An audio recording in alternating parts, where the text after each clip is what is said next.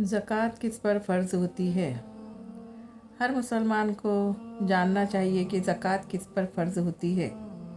सभी लोग जानते हैं कि इस्लाम की बुनियाद जिन 5 चीज़ों पर है उनमें से ज़कात एक है। जिस तरह मुसलमान पर नमाज फ़र्ज़ है, रोज़ा फ़र्ज़ है, उसी तरह ज़कात को अदा करना फ़र्ज़ है। ज़कात किन लोगों पर फ़र्ज़ होती है? ज़कात हम पर फ़र्ज़ है या नहीं, तो इस मसले को अच्छे तरीके से समझें।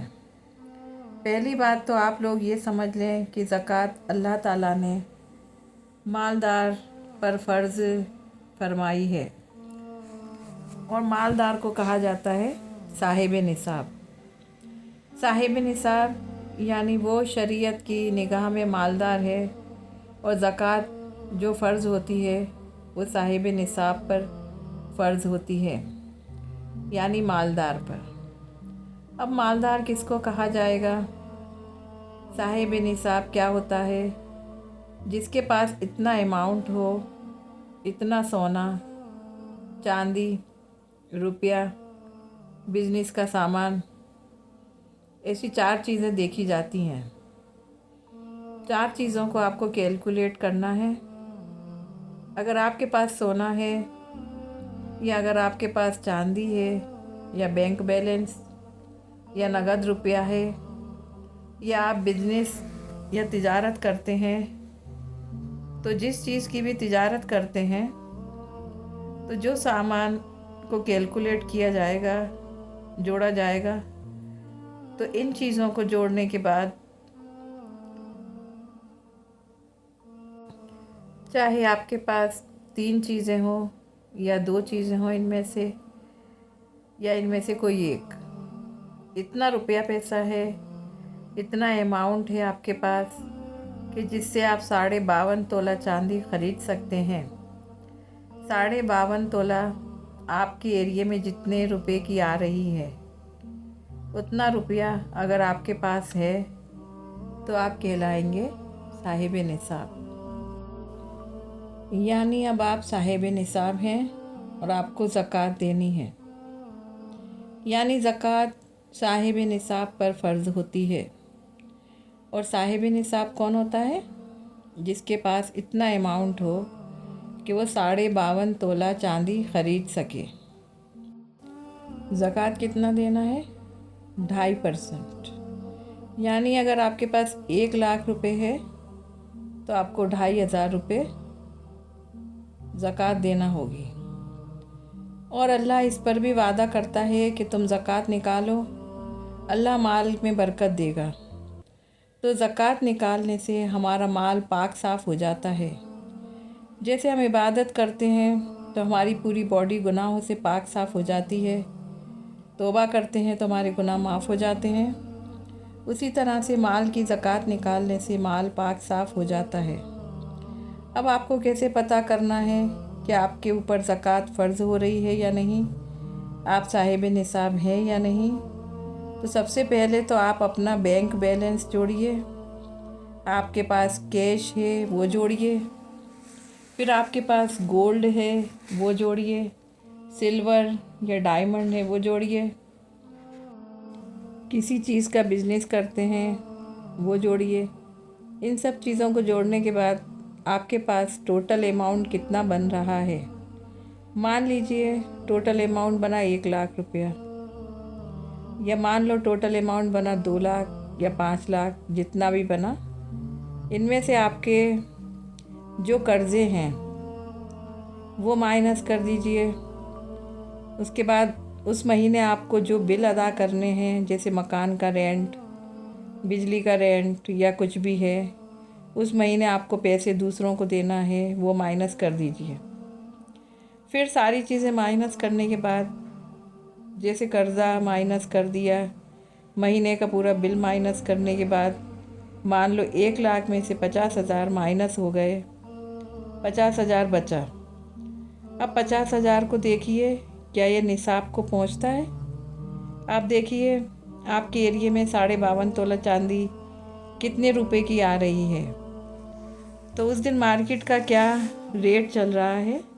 अगर आपके पास उतना अमाउंट है अगर 52.5 तोला चांदी के आज के रेट के बराबर आपके पास इतना अमाउंट है तो आप साहिब निसाब हैं। आपका अमाउंट कम है तो आपको ज़कात नहीं देना। अगर 52.5 तोला चांदी का रेट के बराबर या उससे ज़्यादा अमाउंट आपके पास है तो आप साहिब निसाब हैं और आप पर 2.5% के हिसाब से ज़कात फ़र्ज़ है। जैसे अगर आपने बीमा कराया है तो वो असल रकम है, उस पर जो इंटरेस्ट है वो नहीं, जो असल रकम है उसकी ज़कात देना होगी। यानी जो आपका जो पैसा है, चाहे वो बीमा हो या शेयर मार्केट में आपका पैसा लगा हो, उस पर ज़कात होगी। एक बात और, जब आपके पास पैसा आया यानी जिस दिन से आप साहिब निसाब हुए, फर्स्ट टाइम आप साहिब निसाब हुए, जिस डेट को आप साहिब निसाब हुए उस डेट से 1 साल बाद आपको उसी डेट को हिसाब लगाना होगा और 1 साल की ज़कात देना होगी। कई लोगों को ये याद नहीं होगा कि वो फ़र्स्ट टाइम कब साहिब निसाब हुए थे। तो उसमें मसला ये है कि कोई एक याद की तारीख़ आप फ़िक्स कर लें। मिसाल के तौर पर रमज़ान की पहली तारीख़, तो हर साल रमज़ान की पहली तारीख़ को ज़िंदगी भर आपको ज़कात का हिसाब लगाना है और ज़कात देना है। ज़कात का बाद आप देखेंगे, उसके बाद आपके पास कितना है वो आपने जोड़ लिया है, कितना दूसरों को देना है वो आपने माइनस कर दिया। फिर आपने देखा कि आपके पास मिसाल के तौर पर 1 लाख रुपए बचा है, तो 2.5% के हिसाब से 2,500 रुपये आप उसमें से ज़कात के निकाल देंगे। और उस दिन आपने टोटल किया और देखा कि आपके पास कुछ है ही नहीं, आप साहिब निसाब है ही नहीं। मिसाल के तौर पर आपके पास 1 लाख रुपए है और आपके पास 2 लाख का कर्ज़ा है, तो फिर आप पर ज़कात होगी या नहीं? ज़कात आप पर होगी ही नहीं। अगले दिन फिर 1 करोड़ रुपए आ जाए या 1 लाख रुपए आ जाएं, उसका एतबार नहीं। पूरे साल आपने क्या खर्चा किया, क्या लिया, क्या दिया, इसका कोई भी एतबार नहीं। यानी जो डेट है उस डेट वाले दिन आपके पास क्या है उसका एतबार है। अब एक और मसला, जैसे आपके पास 7.5 तोला सोना है, तो क्या उस पर ज़कात देना है या नहीं? तो मसला ये है, 7.5 तोला सोना पर ज़कात वाजिब है, लेकिन कब? जब आपके पास इस सोने के अलावा कोई नगद नहीं, सिर्फ सोना ही सोना है, ना बिजनेस का कोई माल रखा है, ना चांदी है। तो मसला ये है, जब 7.5 तोले पर ज़कात, लेकिन ऐसा नहीं होता जैसे 7.5 तोले सोना के अलावा भले ही आपकी उस महीने का ख़र्चा निकाल कर एक्स्ट्रा जो भी माल या कैश, चाहे वो 100 रुपये ही हो, तो फिर ज़कात फ़र्ज़ है। एक सवाल है, अगर हमने कोई प्रॉपर्टी ख़रीदी है बेचने के लिए और अगर किस्तों पर ख़रीदी है तो क्या हुक्म होगा? अगर कोई भी प्रॉपर्टी बेचने की नीयत से लेते हैं तो उस पर 100% ज़कात लाजिम होगी। इस्लाम की जिस तारीख़ को ज़कात देने का मामूल है उसी तारीख़ को आप देखें। वो प्लॉट या प्रॉपर्टी जो बेचने की नीयत से ख़रीदी है, उस प्रॉपर्टी का रेट यानी उस डेट को उसकी मार्केट वैल्यू क्या चल रही है, तो उस वैल्यू का 2.5% आप डायरी में नोट कर लें। जैसे आप चाहें ज़कात निकाल लें, थोड़ा थोड़ा करें या इकट्ठा निकाल लें। प्रॉपर्टी पर ज़कात तब बनती है चाहे वो दुकान हो, प्लॉट हो या मकान। अगर आपने बेचने की नीयत से लिया है तो ज़कात होगी। अगर आपने ये नियत की है कि रखूँगा, या मकान है तो आपने सोचा कि रखूँगा, किराएदार चढ़ा दूँगा, तो ये माल तिजारत नहीं है, इस पर ज़कात नहीं होगी। अगर दुकान में 10 लाख का माल पड़ा है बिजनेस के लिए, 2.5% ज़कात देना होगी। इसका इनकम से कोई ताल्लुक़ नहीं। अगले साल अगर नुकसान हो गया, 5 लाख बचे हैं, तो 5 लाख की ज़कात देना होगी नुकसान नफ़े से इसका कोई ताल्लुक़ नहीं। It's not income tax. इस्तेमाल शुदा गाड़ी पर क्या ज़कात होती है? गाड़ी जो इस्तेमाल में, उस पर ज़कात नहीं होती।